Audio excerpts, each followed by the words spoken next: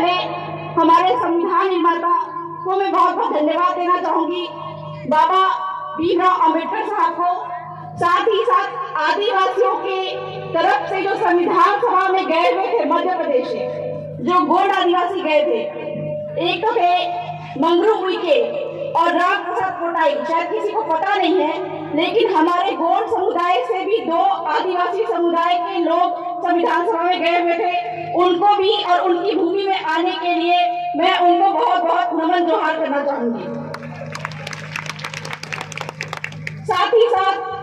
आयोजक समिति को भी बहुत बहुत जोहार धन्यवाद कहना चाहूंगी, और मेरी बातों को सुनने के लिए यहाँ पे जो भी लोग उपस्थित हैं इनको भी मैं बहुत बहुत धन्यवाद करना चाहूंगी। साथियों, जैसा कि सबको मालूम है कि 26 नवंबर 1949 को संविधान सभा ने स्वीकृत किया था, और इस वजह से हर साल 26 नवंबर को हम संविधान दिवस मनाते हैं। संविधान में पूरे भारत भर के जितने भी दलित समुदाय है, पिछड़े हुए समुदाय हैं, जो आदिवासी हैं, उनको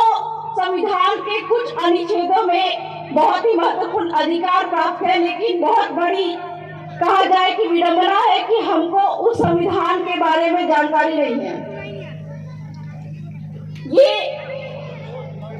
भारत का संविधान है। मुझे याद है वर्ष 2016 की बात है, जब मैं संविधान का क ख ग तक नहीं जानती थी।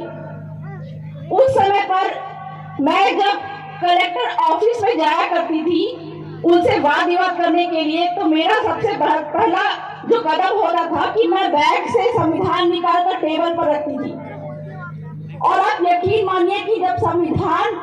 कलेक्टर महोदय या फिर कोई ऑफिसर वहां पे देखा था तो वो डर जाता था। अब सीधी सी बात है कि संविधान, हम जब संविधान रखते हैं, अपने पास में रखते हैं, तो हमको बहुत ही सुरक्षा का एहसास होता है। वहीं पर कलेक्टर महोदय संविधान को देखकर डर जाते थे, मतलब कि कहीं ना कहीं कलेक्टर महोदय के माध्यम से संविधान का सबसे बड़ा उल्लंघन हो रहा है। वर्तमान के समय में संविधान को मानने वाले जो भारत की आम जनता है, वही भारत की सत्ता में और भारत के जो पदों पर, राजनीतिक पदों पर या फिर प्रशासनिक पदों पर बैठे हुए हैं, उनके द्वारा ही संविधान का सबसे बड़ा उल्लंघन हो रहा है। और आप यकीन मानिए कि संविधान को मानने की वजह से पूरे भारत के इतिहास में पहली बार यह हुआ होगा कि भारत की संविधान को मानने की वजह से, यह भारत के संविधान को सिखाने की वजह से मुझ पर देशद्रोह का इल्जाम लगा था, जिसकी वजह से गुजरात में मुझे 1 साल 13 दिन जेल में भी रहना पड़ा था। लेकिन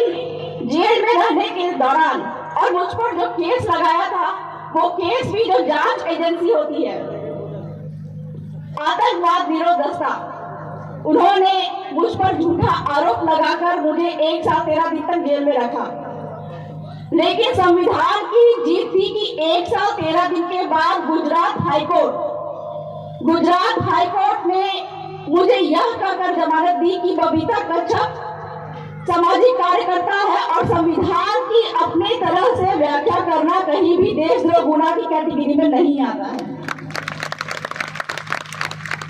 तो ये संविधान की बहुत बड़ी जीत थी।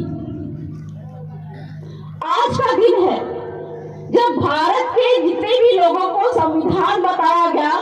वो इतने जागरूक हो गए हैं कि वो सीधे कलेक्टर महोदय से सीधा बहस करते हैं। आज जो यहाँ पर मेरे आने का मूल मकसद था, यूं तो मैं संविधान की बातें करती हूँ अपने समुदाय, जिस समुदाय से मैं बिलोंग करती हूँ, आदिवासी समुदाय से बिलोंग करती हूँ, उसके हक अधिकार, सुरक्षा के जो अधिकार भारत के संविधान में दिए हुए हैं, मैं उनकी जानकारी लोगों को दिया करती हूँ। लेकिन वर्तमान समय में भारत के जो भी पिछड़े समुदाय है, दलित समुदाय है, उनके साथ में बहुत बड़ा एक अत्याचार होने वाला, जिसकी बात मैं शुरुआत में ही कह चुकी हूँ कि भारत का संविधान खत्म होने वाला है, और जिसकी बात हमारे जो वक्ता उन्होंने कहा भी था कि भारत हिंदू राष्ट्र बनने वाला है। मैं किसी जाति विशेष या मैं किसी धर्म विशेष का सपोर्ट नहीं करती, या फिर मैं किसी धर्म को फॉलो नहीं करती, लेकिन जो ये हिंदू राष्ट्र की बात है, इससे पूरे भारत के जो भी पिछड़े हुए समुदाय है, जो दबे कुचले समुदाय है, चाहे वो आदिवासी हो, एससी हो, ओबीसी हो, इनको बहुत बड़ा नुकसान होने वाला है। आप लोगों ने शायद सुना भी होगा सिविल कोड के बारे में, यानी कि एक समान नागरिक संहिता के बारे में। ये एक समान